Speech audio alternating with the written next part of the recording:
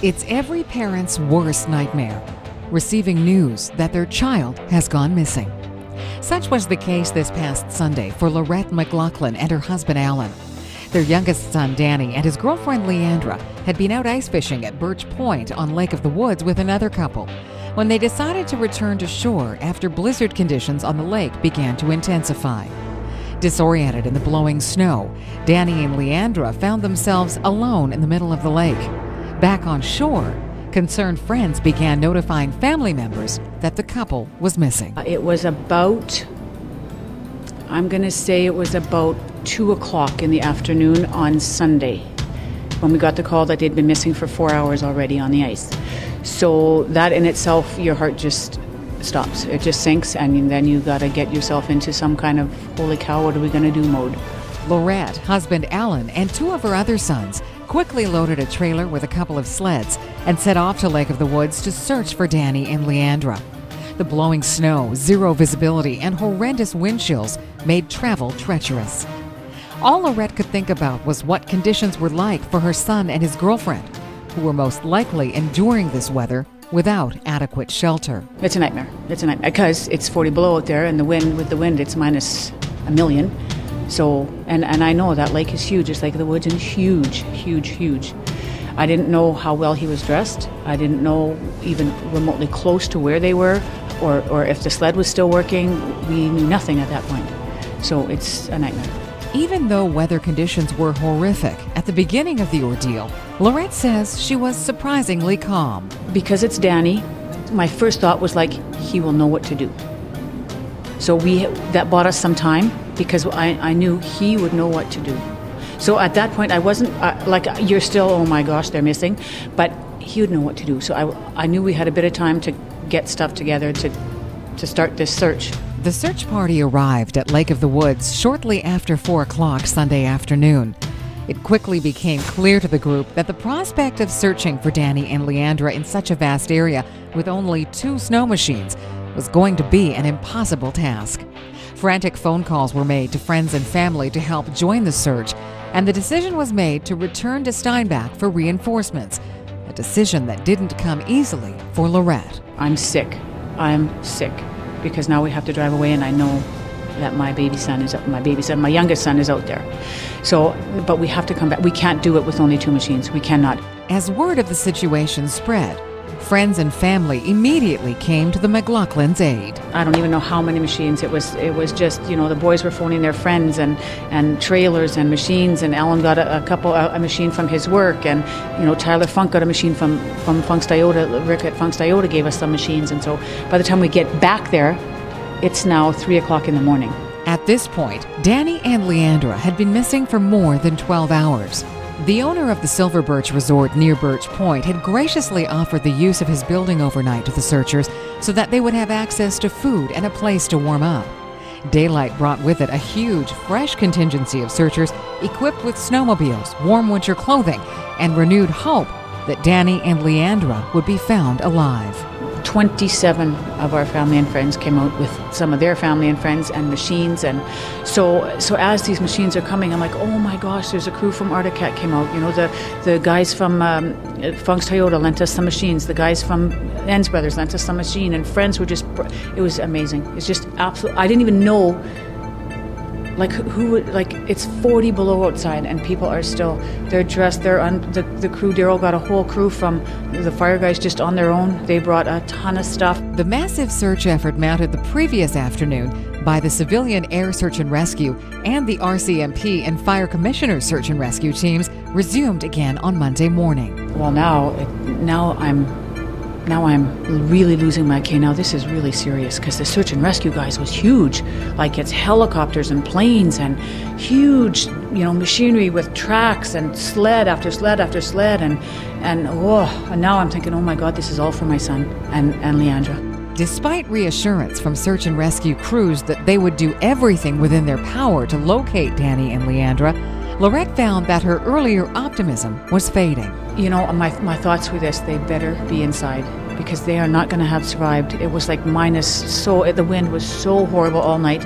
I'm thinking it's 9:30 in the morning now. I'm starting to, get real emotional. And then my Dylan's girlfriend Janelle came, and I said, Janelle, I'm getting scared here. She said, I feel good about this. She gives me, I feel good about this. I said, I did, Janelle. I felt good all day yesterday. I told Dad, you know what? I don't have that sinking feeling because Danny will know what to do. But now with all these people out here, Janelle, she said, be positive. I feel good. She said, I feel good. The ordeal would come to an end shortly thereafter when RCMP were notified that Danny had made a phone call to his dad's place of employment to tell them that both he and Leandra were safe. So he phones there and, long story short, ends up talking to Ken. So, and he says, Mom, Ken was so amazing. He knew everything to ask. Ken asked, Danny, are you okay? Is Leandra okay? Where are you? And he asked all the right questions. And then Ken phoned the RCMP, I guess, and told them. And the guy who Ken phoned radioed to the search and rescue, who I was right by their door. I'm like this, leaning on his window. And I hear the thing, yes, he spoke with Danny McLachlan and Leandra. So then I'm like, oh. So then it's like, you're so... I was just like, oh my God, it's over. Like, it's over. So we were just like, thank you, God. The phone call was placed from a residence near Roosevelt, Minnesota. But how did Danny and Leandra end up more than 40 kilometers from their ice fishing shack at Birch Point? Lorette began to learn the details of her son's ordeal. At one point, he said he fell apart. He said in the middle of the lake, he said we weren't in the middle, but in the wide open, the wind was blowing so bad, he said, I lost it. I cried and cried and cried, and we're not going to make it, and this is crazy. Then he said Leandra was such a trooper. She said, Danny, calm down. Calm down. We need to stay calm, and we need to focus. Calm down. The pair knew they urgently needed to find shelter, or they surely wouldn't survive. They drove towards the shoreline to seek shelter in the trees, and almost immediately sunk their machine up to the handlebars. With no transportation, there was nothing to do but stay put and wait out the storm until help arrived. As frozen as I was, I knew I had to do something. He scrapes snow. He said about a 6-foot area, made wall on 3 sides, collected trees, made a bunch of a wall as he could, collected what he thought was enough firewood for the night, and so he made a fire. The pair took turns cuddling their 3-pound dog, whom Leandra had brought along to the ice fishing shack on the lake in order to keep him warm. As dawn broke, Danny noticed an abandoned hunter's tree stand nearby and used it as a vantage point to see whether or not there was a possibility of help in the vicinity. He almost immediately noticed a grain bin half a mile in the distance and took the chance that there might be a farmhouse close by as well. After trudging through waist-deep snow for more than half a mile, Danny came upon the farmhouse and almost instantly collapsed as soon as he was inside. The home's owner, Mark, instantly set off on his sled to retrieve Leandra and their dog from the bush.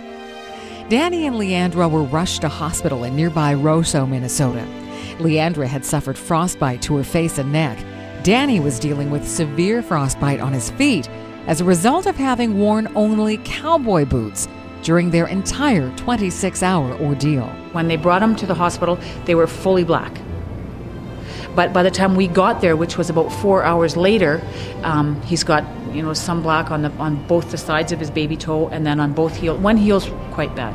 Doctors are optimistic that given Danny's age and state of health, that amputation won't be necessary and that he'll make a full recovery. Lorette describes the reunion with Danny and Leandra at the hospital. It's big hugs and way to go and tears and the friends came that, some of the friends that were out there searching and just stories of what they went through and what he went through. And I was like this. I just sat there and was in awe of just the whole 2 days of people and prayers, and everyone sent prayers, and it's just amazing. It was just absolutely amazing. Lorette, Allan, and her sons are grateful and somewhat overwhelmed at all of the support they received during their ordeal. You don't realize, when I was sitting there, and I just said, at one point I said to the lady there, I said, would you have thought that we have this many, like it's 3 o'clock in the morning and the wind is blowing, it's minus 40 outside. These guys all have families at home. And the one guy said, that's why we're here. That's why we're here, because our families are at home and yours is not. So it was tremendous. So just, Allan and I are so appreciative for the owners of the store and the people who picked up the kids and all the people who froze on those machines and, the gas they used, and all on their own accord for us. For Steinbach Online, I'm Karen Black.